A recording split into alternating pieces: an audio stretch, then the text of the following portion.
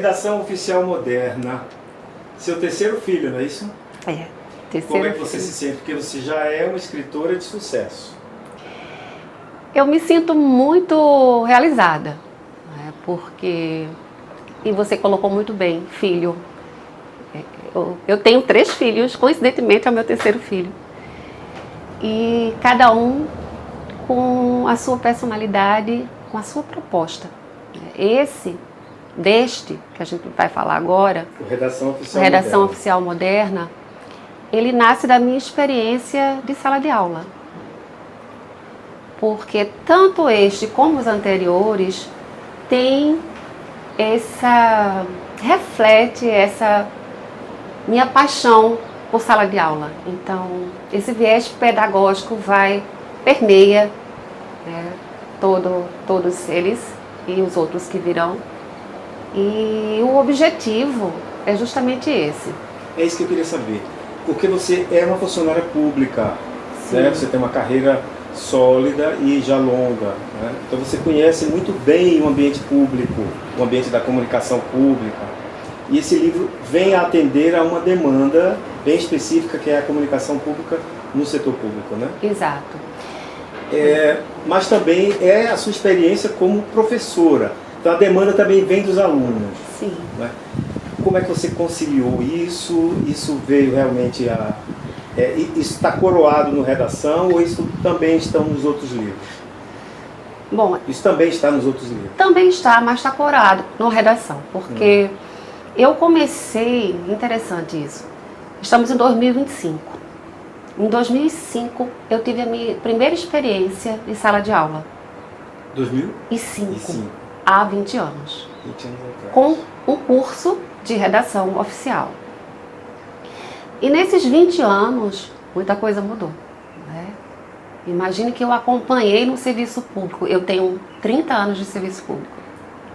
Então, eu acompanhei ainda peguei a máquina de escrever até, né? Então, o carimbo, os papéis, e agora estamos com o SEI, que é um sistema. Acompanhei toda a evolução tecnológica. Isso está no livro? E isso, aí é o objetivo do livro, exatamente esse. Há muito interesse, há muito investimento em ferramentas de gestão por resultado, gestão de conhecimento, gestão de pessoas. A própria ferramenta de comunicação. Porém, a gestão da comunicação, ela é esquecida. E tudo, a linguagem está em tudo, não adianta. A gestão de comunicação? A gestão da comunicação em relação ao livro propriamente dito, que é uma redação oficial. Por que oficial? Porque tem por objetivo a escrita no serviço público. E qual é a especificidade? A especificidade dessa comunicação? Justamente está aqui moderna. Por quê? Por incrível que pareça, as comunicações oficiais, e eu me refiro àquelas mais usuais, em que os órgãos e entidades precisam se comunicar com terceiros, particulares ou entre si. E o instrumento, o ofício, né? Alguns entes federativos usam CIs, comunicações internas, ou memorandos. Esses são os instrumentos. Nesses instrumentos, isso é o veículo, vem a linguagem, a redação. E essa linguagem, ela parou no século passado, no começo, meados, ainda. Isso quando é obedecido até. A gente percebe, ainda hoje, existe um padrão, não mais na União, porque a União tem um manual de redação da Presidência da República desde 1991, mas existem os fechos, que é justamente aquele elemento da redação antes da assinatura para você fechar o seu texto. E muitos desses fechos, que a gente chama, são tirados de uma portaria ministerial de 1937. Nós estamos em 2025. E, além do que, a minha experiência como professora, como servidora pública, eu tenho formação jurídica.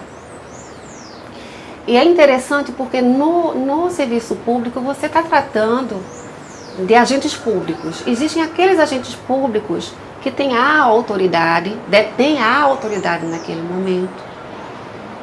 Mas independentemente de ter ou não a autoridade, todo agente público fala em nome do serviço público.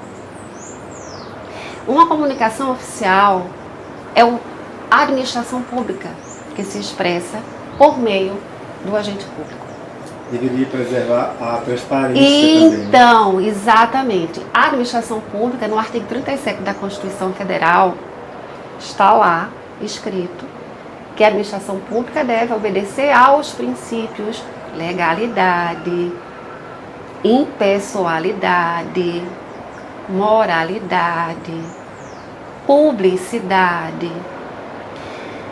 Como é um princípio que norteia a administração ela deve obedecer a esses princípios também na sua comunicação. E o que a gente percebe é uma falta de percepção em relação, por exemplo, ao princípio da impessoalidade.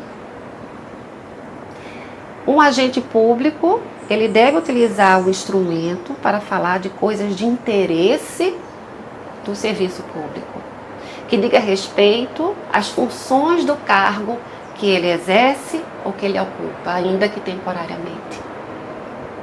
Então, questões pessoais, preferências, nada disso o servidor, ele, CPF, pessoa física, deve transparecer na sua comunicação.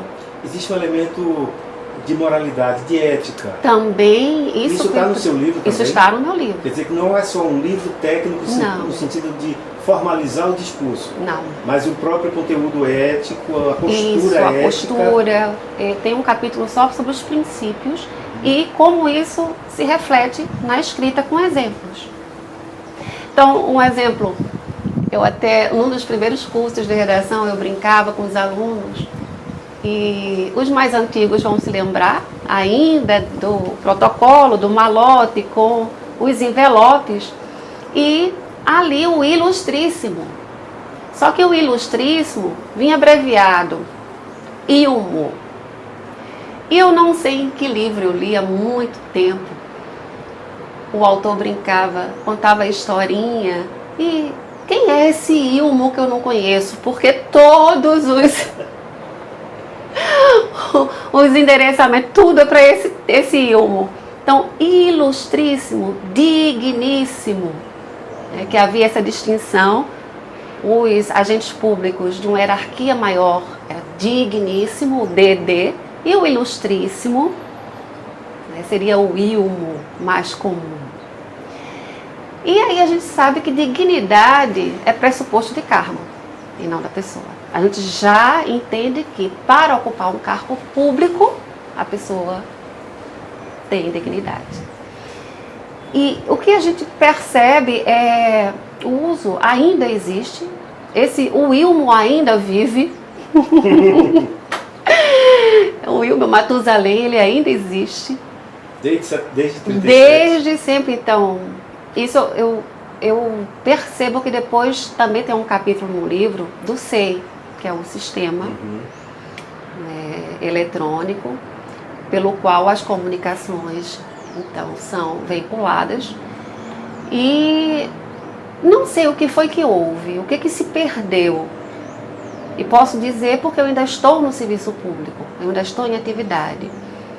Pelo menos, não só no meu estado, mas de outros entes da federação, um retrocesso. Não sei na hora de customizar, vamos usar assim um neologismo, o sistema, o que foi de retornar a esses arcaísmos, a essas palavras. Por que a gente diz que não se deve usar ilustríssimo, digníssimo? Não cabe. O princípio da impessoalidade. A dignidade é por você ocupar um cargo público. E isso vem e começa já o texto, em vez de começar direto ao ponto. Veja, está falando de gestão, tempo. Se tem um gestor, várias coisas na cabeça. Pega um documento, ele quer entender logo o que se trata. Eficiência e clareza. Princípio da eficiência. Aí chega um ofício em que o primeiro parágrafo todinho é só, perdão pela expressão, puxa-saquismo. Então, e isso daí é que não cabe, isso é anacrônico, isso é ultrapassado. E você está dizendo que isso, de alguma forma, voltou com o SEI? Eu tenho percebido, eu não sei se é geral. Porque você não conhece todos eu os não SEIs, conheço né? todos, a realidade e a prática, mas eu tenho percebido a volta, né, do Ilmo, dos digníssimos. O Redação Oficial Moderna, ele revisa esses modelos que estão ali pré-configurados no SEI também. Ele atinge também... Pois é, independentemente do veículo, do SEI ou não, tem que seguir o padrão. Aí eu vou falar um pouco da metodologia do livro. Certo. Tá? O livro ele tem essa proposta de analisar a comunicação, de verificar se ela está de acordo com os princípios que regem a administração pública. E aí, já te antecipo, não é um livro preponderantemente de redação oficial, porém ele também serve para outros tipos de escrita fora do contexto do serviço público, porque os atributos de uma redação, as qualidades, isso são atributos gerais, são genéricos. Então, eles são necessários a todo o texto. Para ter um texto ser bom, ele precisa ter certos atributos. Então, a parte geral do livro, que é a primeira parte, ela é genérica. Os atributos de concisão, de clareza, de objetividade, de coesão, de originalidade, tudo isso contextualizado, obviamente, com exemplos do serviço público, mas que serve para qualquer pessoa que queira aprimorar sua escrita.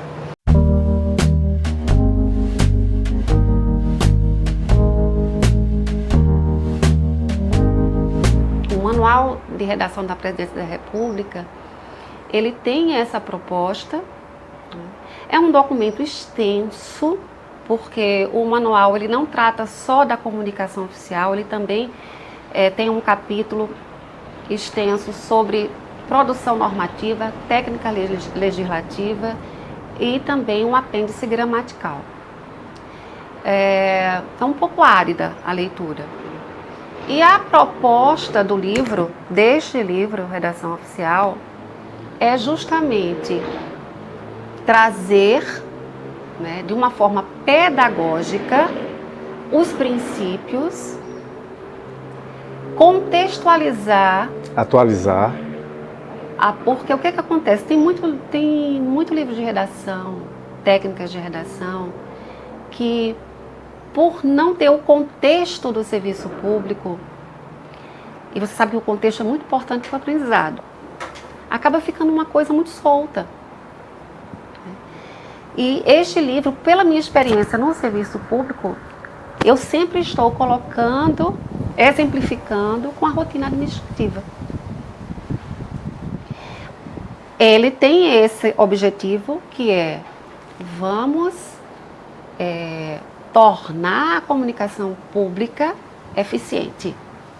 Vamos adequar a comunicação pública à nossa realidade,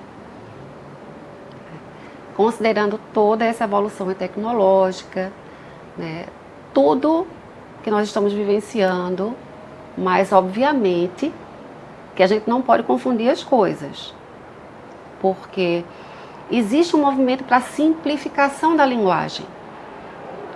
A gente vê isso muito na área jurídica, mas a simplificação não é um empobrecimento da linguagem. Perfeito. Simplificar a linguagem não é contrariar a norma culta. Vejam, os princípios da administração pública, legalidade, impessoalidade, publicidade, moralidade. Como é que eu tenho uma comunicação que seja transparente se eu escrevo de forma ou rebuscada demais, ou reduzida demais. Ou no contexto muito pessoal. O princípio da impessoalidade ele é muito importante, por quê? Por incrível que pareça, o servidor público às vezes esquece da sua condição de servir ao público e de falar em nome da administração pública. Um ofício que tem a assinatura de um servidor, tudo bem, tem a assinatura de servidor, mas ele não fala em nome dele, sim em nome da administração. Me parece, Tatiana, você falando assim, que os princípios foram adotados, mas não foram normatizados, ou seja, não se sabe como aplicá-los. O Redação Oficial Moderna tem essa pretensão de tornar, digamos, de instrumentalizar essa aplicação? Sim, esse ponto é importantíssimo, porque, veja, a União, desde 1991, tem um manual de redação da Presidência da República, cuja aplicação é obrigatória. Agora, no âmbito do Serviço Público Federal, da União. Ele é pedagógico também?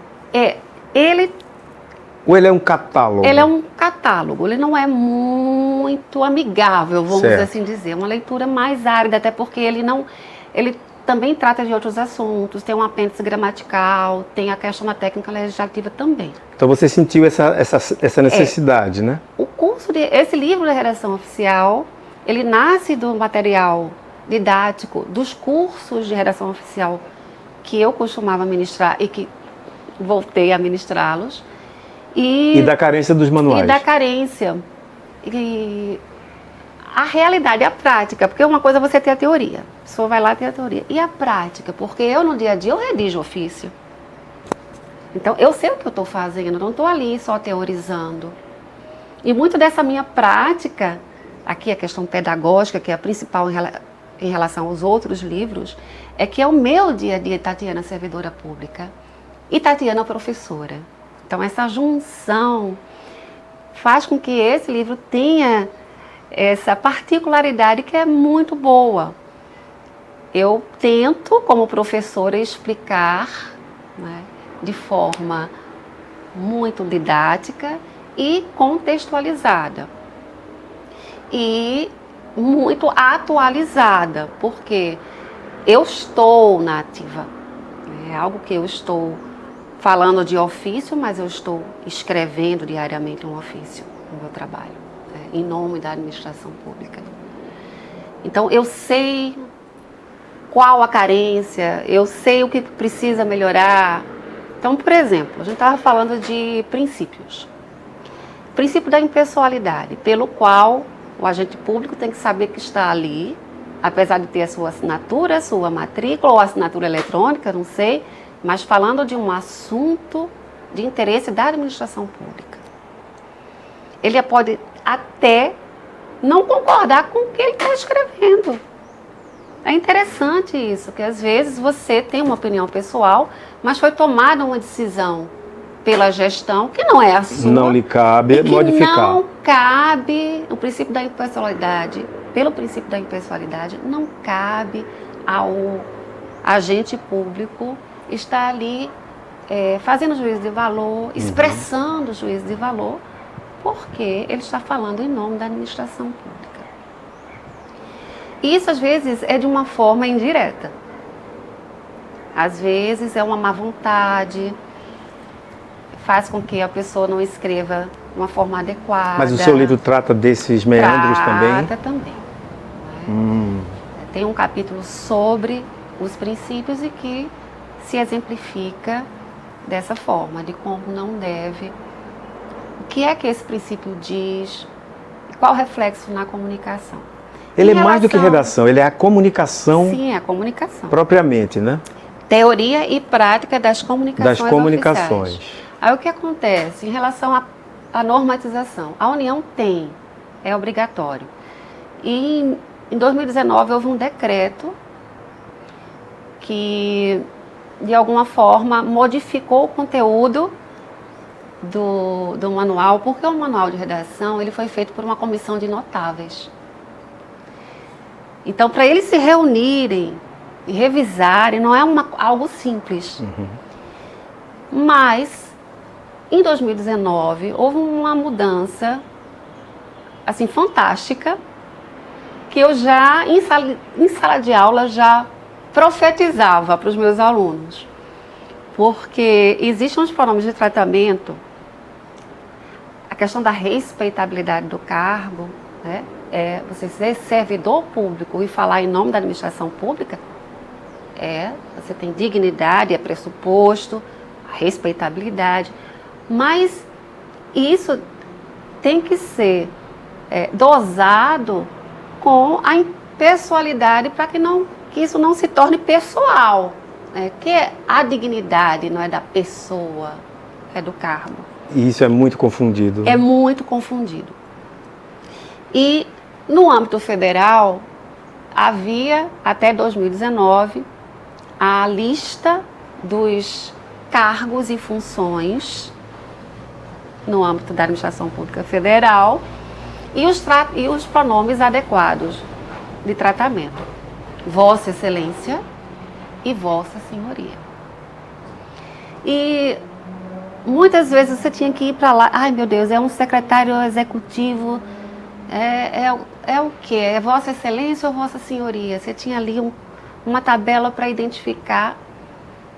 E, bom, hoje em dia, na fala, a gente está colocando situações formais. No serviço público, mesmo a escrita, além da escrita, a fala também tem de ser formal. Não é? É bom frisar isso até para as pessoas mais jovens, que ao assumirem cargos públicos, eles têm que saber que eles ali são agentes públicos. Então não cabe o tratamento de tu para o seu superior e nem para o cidadão. O respeito, você está ali com a finalidade mais nobre, que é servir ao público. Isso merece respeito. Isso merece respeito. A partir de você mesmo, né? Exatamente. Isso tem que ser resgatado.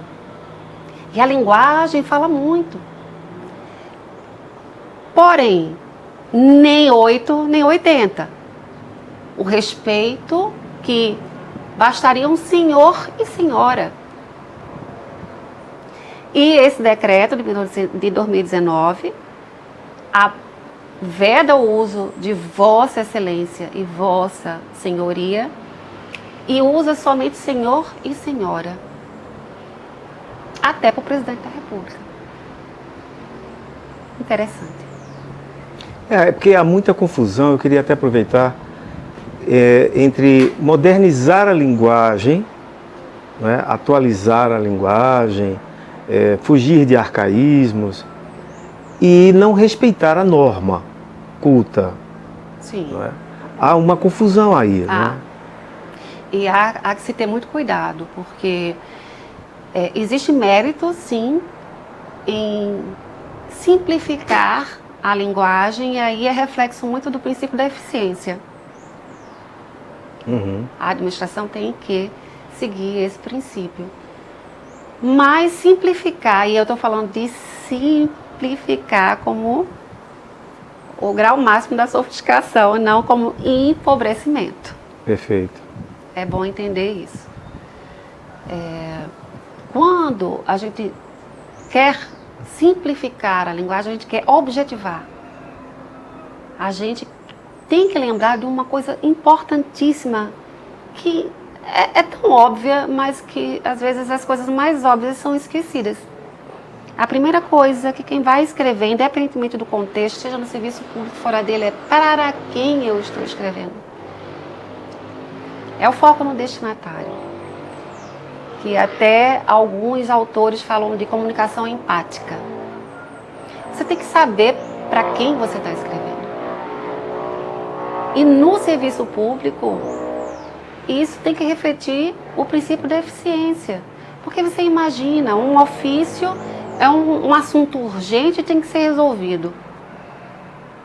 E o agente público ali, ele não soube escrever Não soube não soube colocar caracterizar a urgência. no papel, não foi claro, não foi objetivo, foi ambíguo. O tom não foi certo, né? Ou o tom não foi certo. Então, inúmeras situações em que se trabalha com um cronograma apertado e, de repente, aquela atividade, aquela ação, aquele planejamento, ela foi frustrada porque a comunicação não foi eficiente, o ofício voltou, porque simplesmente a pessoa não sabia o que estava pedindo. Não houve clareza. Isso é muito subestimado. Isso acontece muito. Muito, muito. Você cita exemplos, você tem exemplos desses casos. Interessantíssimo isso. Exato. A gente sempre tem que pensar na eficiência e respondendo a tua pergunta em relação à modernidade. O moderna não significa, até porque a gente, por conta da administração pública, do respeito, da missão, do princípio da legalidade, não há como um agente público querendo ser moderno incluir neologismo, estrangeirismo. Tem um capítulo Gírias. sobre isso, sobre estrangeirismo. É uma praga. Porque assim, no serviço público, né, é normal que é por empréstimo da administração privada que venham as ferramentas e esses livros de administração, tradução do inglês, né? E tem agora os consultores, agora não, já de um tempo, nada contra, de forma alguma não é uma crítica, é só um ponto para reflexão. Acho muito importante, salutar nós aprendermos uma outra língua, uma outra cultura. Isso é muito enriquecedor. Porém, a adequação ao contexto. A gente tem que pensar que o seu interlocutor pode não conhecer essa palavra. E eu digo isso porque eu participo de reuniões e muitas vezes eu me deparo com situações em que se coloca um termo em inglês, vários, né? E a pessoa, eu vejo pela reação, ou até já aconteceu comigo de eu não saber. Eu não sou obrigada a saber tudo. Eu pergunto na hora. Mesmo que você saiba, você pergunta. Eu pergunto. É a professora falando ali. É a professora falando. Porque a gente tem que saber, veja, se estão entre eles falando e todos se entendem, ótimo. Mas, no ambiente público, não. Isso pode acontecer nas empresas privadas e tudo, mas no ambiente público não. E não é possível, os documentos públicos, normalmente os entes federativos, eles têm normas nesse sentido, de que é a língua portuguesa que deve ser empregada. Se não houver correspondente, você sabe, principalmente na área de tecnologia, né, que muitas coisas surgem e não tem nome. Então, se não houver no nosso idioma um nome correspondente, nós então utilizamos estrangeirismo, e sendo uma palavra estrangeira tem que ser indicada no texto por meio do itálico, que é mais comum, o uso de aspas, tem que indicar que é uma palavra estrangeira. Nós importamos muitas palavras sem necessidade alguma, né? E é uma coisa, sabe, que quanto mais alto o escalão de governo, mais a gente vê em reuniões, em documentos, esses termos. Eu vejo muito, eles usam muito deletar, em vez de apagar. Nossa, é tanta que coisa. Apagar? Outro dia eu ouvi, não, porque uma devolutiva. Olha, essa eu nunca tinha escutado, uma devolutiva. O que é devolutiva? Você quer um retorno. Você pede uma coisa, fulano retornou, ele entregou. É até mais difícil. Houve uma devolutiva.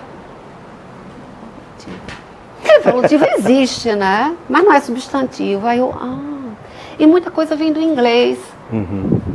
Eu tenho aqui nesse livro, tem uma parte que eu brinco, são os personagens. E dá para caracterizá-los. Então, tem aquele redator que é o intelectualoide. Cita alguns exemplos. O intelectualoide é um redator que ele não se preocupa muito com Com o público. interlocutor. Para ele não interessa. Eu estou escrevendo para mim, não é para o outro. Ele gosta da própria voz. Ele gosta, isso. Ele normalmente é uma pessoa que quer mostrar erudição, quer mostrar conhecimento. Seja de que área for, né? E mostra isso numa comunicação oficial. E que pode prejudicar, e muitas vezes prejudica a clareza. A pessoa... Há situações em que esse tipo de redator dá um despacho e que a gente olha assim, a gente não entende. E o pior, não entende. Por conta da prolixidade. Prolixidade. É a característica do intelectualoide? Veja, é uma característica, mas não necessariamente existe intelectualoide sem ser prolixo. Na maioria das vezes é. E ele está preocupado em mostrar a erudição dele, o conhecimento dele. Quais são os outros personagens? O outro é o medroso. O medroso é aquele que tem medo de escrever, ele é inseguro e ele acaba copiando o estilo do outro. Sim. E muitas vezes nessa copia e colar ele produz textos sem nexo. Sabe? Ele acaba fazendo um texto que peca pela falta de coesão. Que eu tenho um capítulo sobre essas qualidades que um bom texto tem que ter, ou atributos. Ele usa a mesma forma, o mesmo estilo para toda e qualquer situação. Às vezes ele sai pegando coxinha de retalho, sabe? Ele pega um trecho de um texto, um trecho de outro, sai montando sem nenhuma costura. Sim. E um texto fica muitas vezes ininteligível porque não há uma coesão. Falta Agora, coerência e coesão. Tatiana, me diga uma coisa. Essa deficiência a gente nota não só no setor público, não é? Nos universitários, infelizmente, também a gente nota isso. Então parece ser uma carência pedagógica do fundamental, não é? Esse teu livro procura de alguma forma ajudar o setor público a superar um pouco essa deficiência? A primeira parte do livro... Eu sei que é um trabalho hercúleo, né? Mas... a primeira parte do livro explora bem os atributos de um texto. Para ser um bom texto, né, o que é que o redator precisa saber para produzir um bom texto? Obviamente que esse livro ele tem o seu escopo, né, bem delimitado, a redação no serviço público.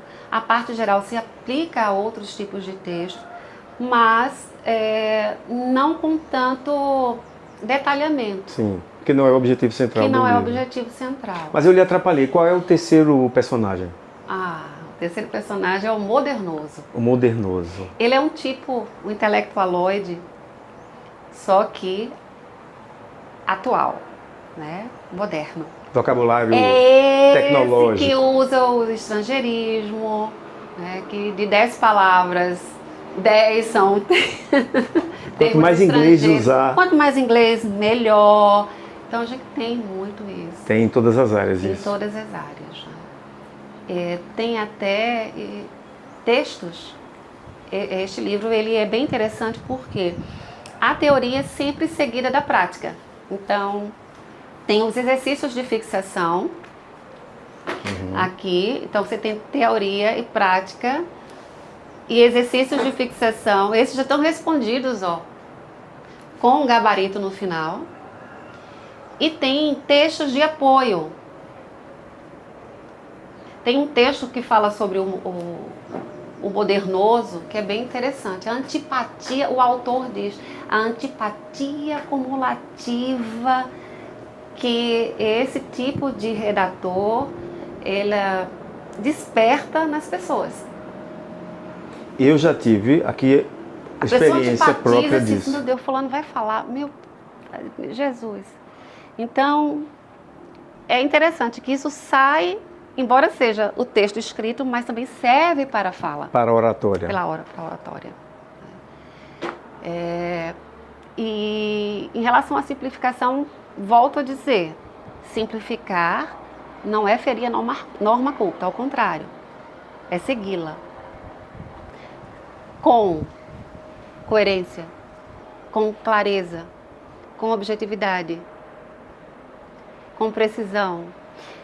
No serviço público, assim como em qualquer instituição, apesar de não ter o lucro como finalidade, como disse, uma finalidade muito nobre, que é servir ao público, mas é preciso ter o quê? A gestão dos recursos para a entrega dos serviços.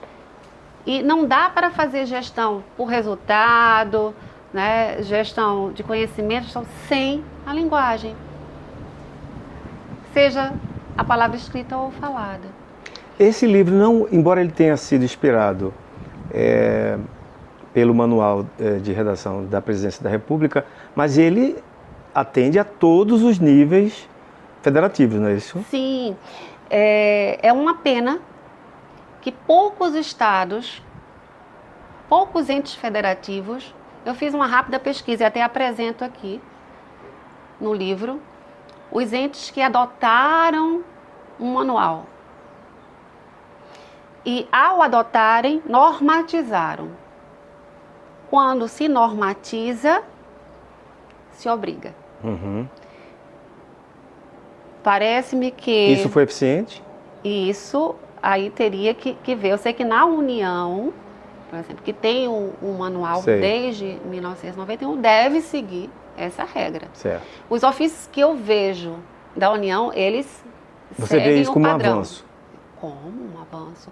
Porque você imagina, você vai falar... Vou dar exemplos. Você quer se comunicar com... Você trabalha numa secretaria de fazenda. Quer se comunicar com a secretaria de administração. Você é um agente público que trabalha na área de capacitação de servidor. Você precisa solicitar à secretaria de administração um instrutor, porque lá tem uma escola de governo, para capacitar os servidores. Você vai usar um ofício para requerer isso. Então, a pessoa que está lá, pega um documento, primeira coisa que tem que ver é assunto. O que é isso? Vai direto ao ponto. Ah, é curso de solicitação, de curso de capacitação, de licitação em contratos ou qualquer outro tema. Começa pedindo. Não começa puxando o saco da pessoa, não. Começa solicitamos. É tão assim que quando eu ministrei o curso, há pouco tempo, os alunos disseram, assim não é muito seco, não. Não é falta de educação, não. Porque começando venham por meio deste. Como se estivesse pedindo... Pedindo um favor. Um favor. Não, primeiro tem que enaltecer a pessoa. Depois como pedir. Se fosse uma prerrogativa para poder ser... Isso. ser liberado, né? No manual de redação já diz, olha, começa com o verbo. Normalmente, o objetivo de uma redação é informar, solicitar, persuadir. No serviço público utilizamos muito o informar e o solicitar. Então, informamos. Decretar. Decretar é mais norma. Aqui o livro não fala de norma. Então, técnica legislativa não vai encontrar aqui. Sim, comunicação oficial. Isso é tema para outro livro de Tatiana. Outro livro, para os ofícios, as comunicações internas, que na União, na terceira edição, acabou com a distinção entre memorando e ofício. Agora eles só usam um padrão só, que é o padrão ofício. que é muito interessante porque simplificou, unificou. Então, a simplificação é dessa forma, é a objetividade, é a clareza. Prezado fulano, excelentíssimo, não, senhor e o cargo. Senhor secretário, senhora secretária, solicitamos. E isso foi feito baseado no manual? Foi feito baseado no manual. Os outros entes federativos não fizeram essa mudança, essa modernidade, digamos assim, essa atualização? Pela pesquisa que eu fiz, a maioria não tem um padrão. Então, cada secretaria, cada órgão de governo ou entidade adota o seu. Esse livro seria, então, uma peça, um instrumento fundamental para que os entes, para essa atualização, começassem a despertar para a necessidade da gestão da comunicação. De todos os entes federativos? De todos os entes federativos. Excelente. Tem como base o manual de redação, que é um excelente manual, tem esse propósito, né, de não tem como a gente pensar, por exemplo, a gente está usando numa comunicação oficial, uma maioria usa, num ofício, ao terminar o ofício, com votos de estima e consideração ou outra coisa, que século são fechos do começo do século passado.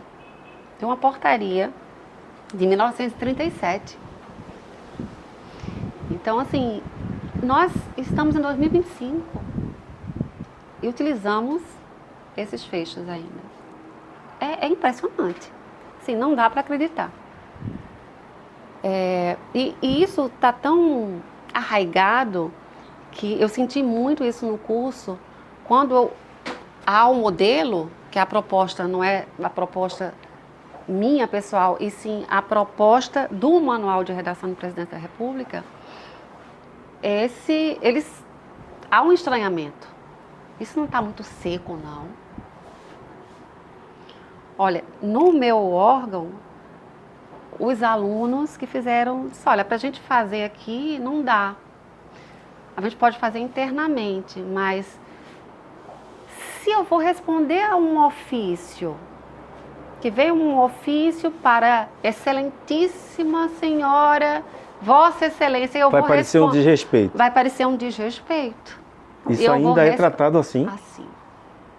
Então, sabe que não é para responder e responde, porque aquele gestor... Tatiana, esse livro serve não só para os agentes públicos, para quem já é funcionário público, né? Ou para os órgãos, institutos, etc. Mas aquele que quer adentrar no serviço público. Serve para os servidores públicos e também aqueles concurseiros que querem ser servidores públicos. Ele toma por base o Manual de Redação da Presidência da República, que já está na 3ª edição, então é um livro atualizado, também com um decreto de 2019, que alterou na comunicação oficial o uso dos pronomes de tratamento. Então é um livro que aquele que deseja passar no concurso público, que exige o conhecimento de Manual de Redação da Presidência da República, está aqui em mãos, atualizado, com exercícios e gabarito. Então é um livro para concurseiro urgentemente, né? Esse livro ele traz as transcrições, porque concurso público, muitas vezes as questões, elas tratam exatamente, né, como ipsilíteres, igual ao que está no manual. Então, essa preocupação eu tive para que o tema abordado, quando revestido de uma formalidade ou de uma precisão, a gente indica, tem um ícone aqui no livro, que é um alto-falante. É justamente chamando a atenção ao concurseiro de que aquilo ali é exatamente tal e qual no Manual de Redação da Presidência da República. Porque ele não é um livro só para concurseiro, ele é um livro que tem como objetivo a comunicação oficial no serviço público. O concurseiro ele vai encontrar aqui, né, as técnicas de redação que são exigidas, que são universais para todo mundo em qualquer contexto, e vai encontrar também a especificidade que está no Manual de Redação da Presidência da República. Então ele atende aos dois públicos. Mas pelo que sabemos do seu livro, pelo que foi dito, né? Inclusive, esse livro serve a todo e qualquer concurseiro, porque a capacidade de redação, né?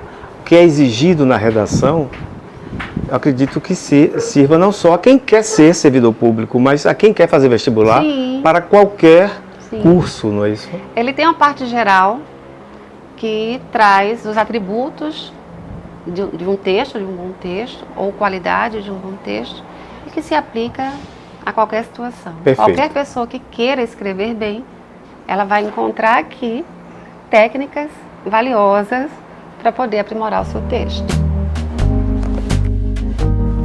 Parabéns e sucesso. Mais um. Mais um, pois é.